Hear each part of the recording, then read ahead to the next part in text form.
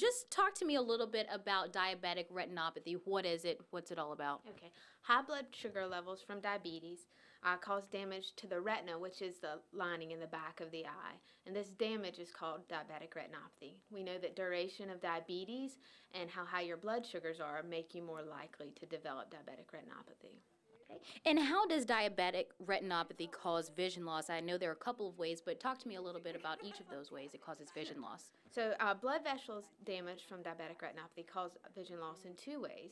The first is that diabetes causes blood vessels, it damages blood vessels, and these damaged blood vessels are more likely to break and bleed. So the blood develops in the retina, and so this blood can cause vision loss, and also blood can develop in the vitreous, which is the jelly in the back of the eye.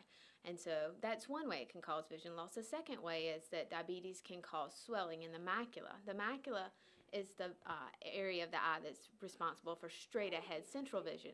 So if you get swelling in the back of the eye, we call it, the technical term is macular edema. This causes vision loss. How can someone detect this? So that's the interesting point. You know, sometimes patients come in, they have absolutely no symptoms at all, and we look in the back of their eyes and we see diabetes. And so that's why it's so important for, any patient with diabetes to come in and have a yearly exam, because they might not know that they have diabetic retinopathy. Okay, and how often should someone with diabetes have an eye exam? I guess maybe just talk to me a little bit about adults and maybe even some children that have diabetes. How often should they have an exam? Sure. So adults should have an examination as soon as they're diagnosed with diabetes, and then they should come in once a year to be examined. Children should come in within 5 years of that diagnosis of diabetes. And of course, if the ophthalmologist sees any damage that's been done, they might want to see the patient more often than once a year.